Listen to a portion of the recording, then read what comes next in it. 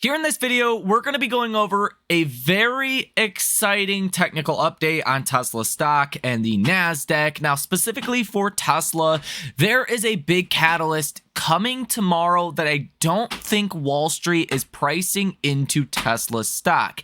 And come tomorrow, well, you might start to see that reflected in Tesla's share price. Tomorrow could be the start of this next rally higher. I know the bears don't want to hear that. I know long-term investors don't necessarily want to hear that. We want to see Tesla stock come down to be able to buy more shares, but in the near term, that's not looking all too likely. But we're going to take a look at the option activity as well here in this video. We're seeing a lot of dollars heading into Tesla options that are pretty dang bullish. Now, the last time this specific statistic happened, the NASDAQ rallied about 68% within 12 months. So I just think there is a lot of things going for our markets. You don't necessarily want to be bearish as of right now. That's my personal opinion. I am not a financial advisor. Also, here in this video, we're going to take a look at what's happening with bonds, what's going on with gold, what's going on with oil. We're also going to look at what the markets are pricing in for Fed policy. When are we expecting that first rate cut? How many rate cuts are we currently expecting for 2024? I think that's going to be an exciting part of this video as well. And this will change ultimately when the data comes out, when we hear from the Fed. It looks pretty clear to me. We're not going to see any more rate hikes, but the first rate cut could be coming a little bit sooner than a lot of people do expect. So we got a lot to get into in a very short amount of time. Hit that like button as well as subscribe to the channel and source your comments, questions, or concerns down below in the comments section. Let's go ahead and get into it. So let's start with what could be coming tomorrow, technically tonight, and that is a price increase for the Model 3 and the Model Y. This is mostly being reported by salespeople in China as well as local media in China. We did have some Tesla officials actually confirm this, but it's for the most part, I believe, gone under the radar.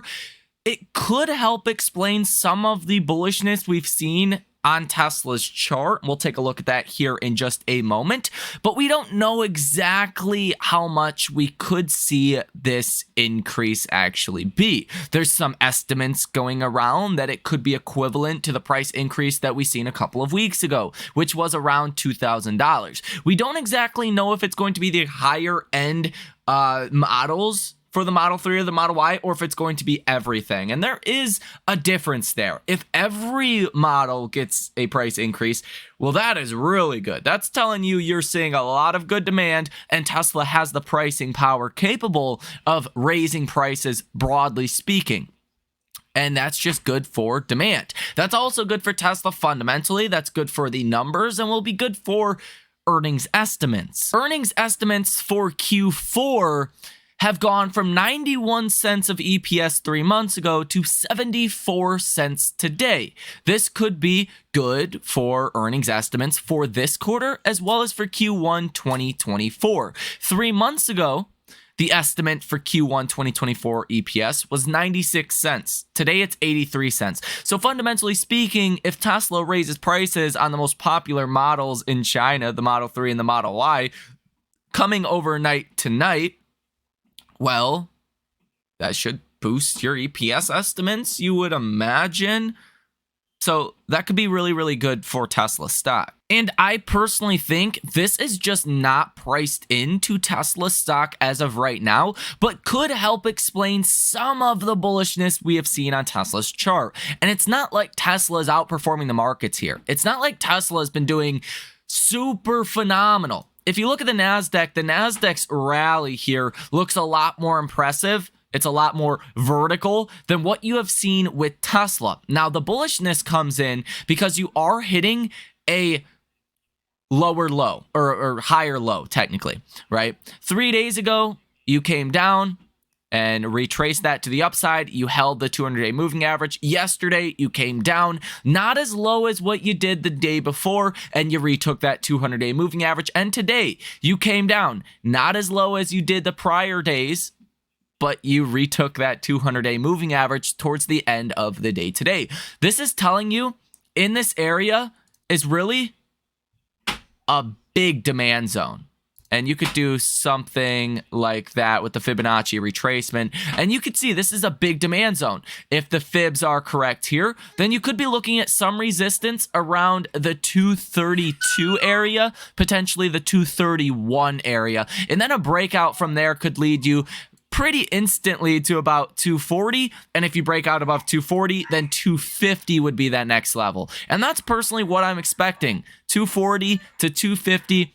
That seems pretty logical to me. When you also look at 10-year treasury yields, they have come down from 5% to 4.52%. This is basically equivalent to 2 rate cuts from the Fed. And this is not really translated into Tesla stock doing well. In all reality, when these 10-year treasury yields come down, it should make financing vehicles easier and maybe less expensive, right? It should help bring down those financing costs, which could allow Tesla to raise prices even more. And I think that's something else that this price increase could highlight for Tesla in China, that Tesla is just going to raise prices if yields come lower. So if we're expecting yields to go lower, then we maybe should expect more price increases. So as you know, most of your financing, especially around cars, houses, revolves around the 10-year treasury. Now, over in China, you're not getting a loan on cars based on what the 10-year treasury is doing in the US. It's more so based on what the 10-year government treasury is doing in China. As of January 28th, 2023, the yield was 2.97%. Today, it is sitting at 2.67%. It's fallen about 2.2 basis points in the last month and is down like 40 or so basis points from where it was in the beginning of this year. So as this yield is falling, it's easier for citizens to finance Teslas. It should be cheaper. So I think that's why you have seen the Model 3 have a 12% increase from the prior variant of the Model 3. And now you're seeing even more price increases. I think this is a trend Wall Street might start to pick up on, that when yields are falling in the US and Europe and China, Tesla's going to raise prices because Tesla wants roughly the same monthly payment now for individuals. They don't want to raise that monthly payment. They probably don't want to lower that monthly payment. They just want to raise prices when yields come down, when costs come down to finance a Tesla, so they can profit that difference.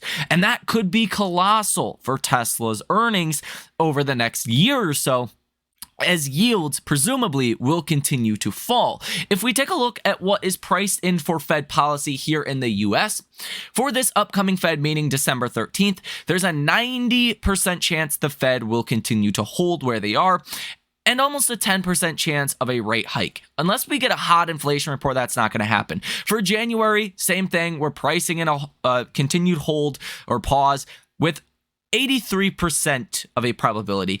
For March is where you start to get things that vary a little bit. There's a 20% chance of a rate cut. If you start to see bad economic data, inflation falling more than expectations, you'll start to price in this rate cut a lot more. And let me tell you right now, anything that's priced in over 50% on the investing.com Fed rate monitor tool, that's what the Fed goes with. It's not what the Fed's thinking, who's voting what. No, the Fed does what the market's price in. That's why they try to jawbone the market so hard. And that's why yields have come down so much since the last Fed meeting, because the Fed no longer was sticking with the same hawkish things they have, said over the last year or two. They've kind of changed their narrative. So March, you want to watch this one pretty closely. If that probability does increase that we get a rate cut in March, that should be very bullish for Tesla stock and for the broader markets.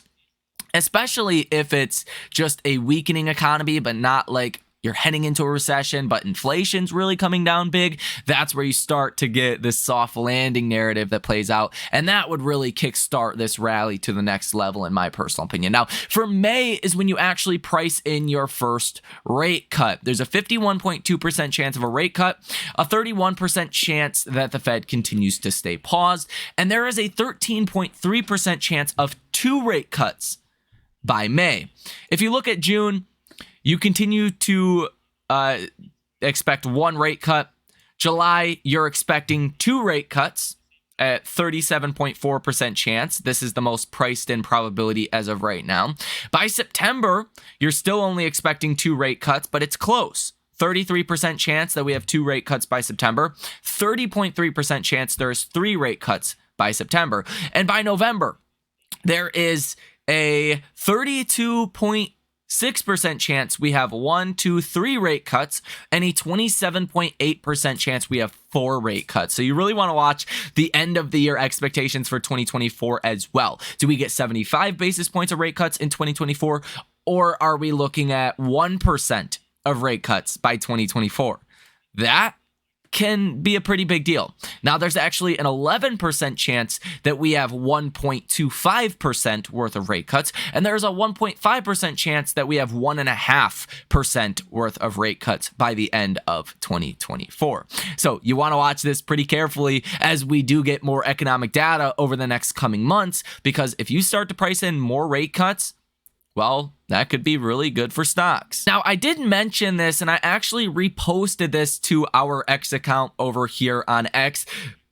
Go ahead and give it a follow. You can see down here, it's just Michael Tyler. You'll find it. Give it a follow. I like to share things that are obviously Tesla specific, but broader markets. You're going to see some interesting charts, statistics over there anytime that you probably should. And I do share some of my opinions over there as well.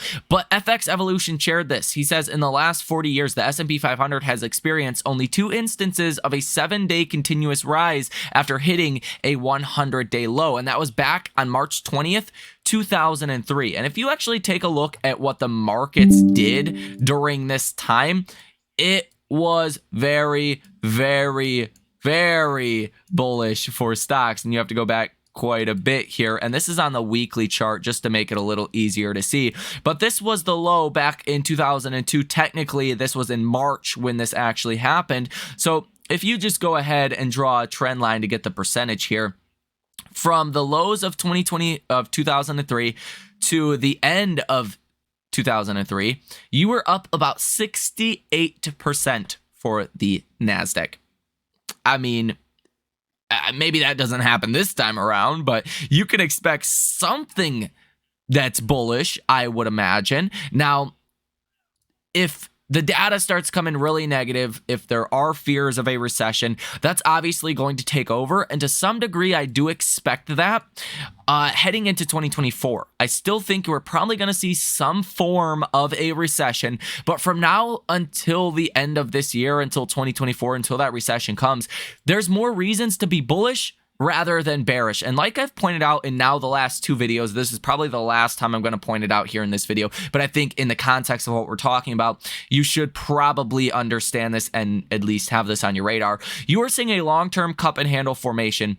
You have just yesterday broken above this downtrending line of support or resistance. Now it's probably going to be support. You broke above that pretty cleanly yesterday, about as clean as you possibly could. Today, you actually fell to the intraday levels that you seen yesterday, but you have retraced towards the end of the day. Now you're looking at a hammer candlestick formation. Basically, anytime you see a hammer candlestick, it tends to lead to very good things. That's because you fell in the beginning of the day and you've seen a lot of demand come in, and then you started to rise towards the end of the day. That's why it looks like a literal hammer. And it's just telling you there's a lot of demand once you got to the lows of the day, that investors came in and bought up the markets to the high of the day. Defined by Google, a hammer candlestick is a type of bullish reversal candlestick having one candle in price charts of financial assets. The hammer looks like a long lower wick and a short body at the top of the candlestick with a little or no upper wick. It tends to be a moment in which usually you don't want to be bearish, or you don't want to be short during those moments in time. They tend to lead to some big upside moves because you hit that zone of support, and that's exactly what happened today. So I think for Tesla stock, you probably have some catching up to do to what the markets have already done, even considering yields have come down. I don't think, again, Wall Street has priced in the good news that we're going to see overnight, and I think that could be a shocker to big money. They don't keep up to date with Tesla the way that you do, so you have a little bit of a heads up on this. This is not the first time I've mentioned this. I did mention this yesterday also, so shout out to you guys that watched the channel. Maybe you could have positioned bullishly for this.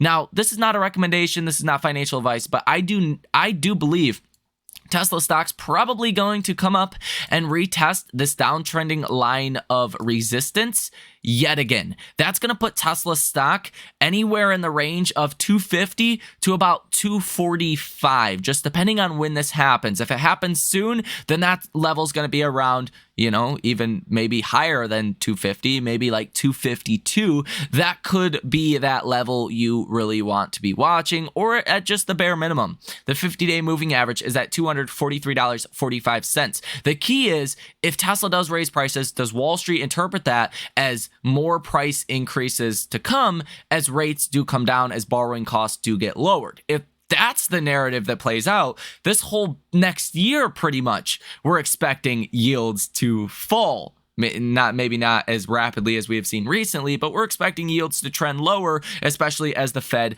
does start to actually cut rates. This should be fundamentally bullish for Tesla's valuation. And when Tesla's trading as cheaply as it is today, I mean, what's there not to like? I really can't come to a bearish conclusion here in the short term. And we did hear from Fed Jerome Powell today. He spoke at 9:15 a.m. This ended up being bullish because Fed Jerome Powell did not give any comments on Fed policy, the economy, or anything.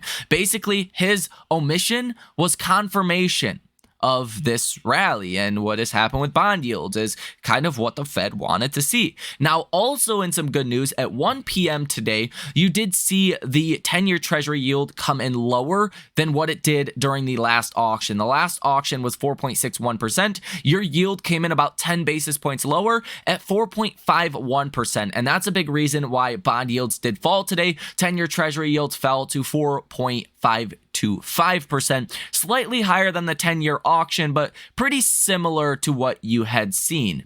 And then you had some Fed speakers, Fed Williams, Fed Barr, Fed Jefferson. Nothing really, groundbreaking came out of that. Now, tonight, you're going to get your inflation rate year over year and month over month coming out of China. You're also going to get PPI year over year. You're actually expecting a little bit of deflation. That could be bad. That just could be bad news if that does happen. You want to see some inflation on a year over year basis for China, because deflation's worse than inflation. So you want to watch that data coming out tonight as well. Now, tomorrow, you're going to get initial jobless claims. You're expecting 218,000, a spike up in initial jobless claims. Could be seen as good or bad. Eventually, the markets will stop looking at bad news as good news and start looking at bad news as bad news for the economy. I don't think that's going to happen tomorrow with the initial jobless claims, but that will eventually start to happen. So you want to see, when does that change actually happen? I don't think it's going to be necessarily soon, but it could be. Fed Jerome Powell will speak tomorrow as well at 2 p.m. My personal opinion, if he did not give you a bearish statement today or threw in something for the markets to, run with, it's probably not going to happen tomorrow. So I don't think the Fed's going to be bearish, but it's a possibility. You also have some bond auctions that will also take place tomorrow, like your 4-week and your 8-week bond auction, but that's really tied to Fed policy more than anything else. So I'm not expecting a big reaction from the markets tomorrow because of that. Tesla stock today did see some pretty positive option activity as well. You had 410 orders totaling $867.46 million with a positive order value of 52% compared to yesterday's numbers of a positive order value of 40% with $946.26 million worth of option orders. I would say today's number is pretty good. It's over 50%, so it's more bullish than it is bearish. And again, if you look at the bubble chart expiring this Friday, a lot of option activity was yet again seen around the 220 call, the 225 call, and the 230 call. The 225 call had 105,000 for volume with open interest of 48,000. The 230 call had volume of 65,000 with open interest of 42,000. And the 220 call had volume of about 100,000 with open interest of 24,000. For next week, that's where things start to vary a little bit. There is a lot of activity around the 200 put, and there's also a lot of activity around the 240 call, 250 call, and the 230 call. The 210 put also has a decent amount of activity. You do have a put to call ratio for volume of 0.76, so more calls than puts, but your put to call ratio as far as open interest for next week actually has more puts than calls. So I think that's pretty interesting. Compared to this week, your put to call ratio with open interest has slightly more calls than puts. Your put to call ratio for volume today was 0.76, which is a lot better than your put to call ratio for open interest. So it looks like traders today were pretty dang bullish for the rest of this week, but next week, yeah, not so much. So that is going to go ahead and do it for this video. That is everything you need to know here on the day today and to get you ready for tomorrow. Hit the like button, subscribe to the channel, and let me know what you guys think about this information down below in the comment section. Again, if you guys want to support the channel, you can sign up to be a member of this channel. You will get highlighted in videos, and I personally get notified of those comments, so I try to respond to as many as possible, but specifically the members to this channel, I like to answer any questions that you guys have in the comment section of these videos.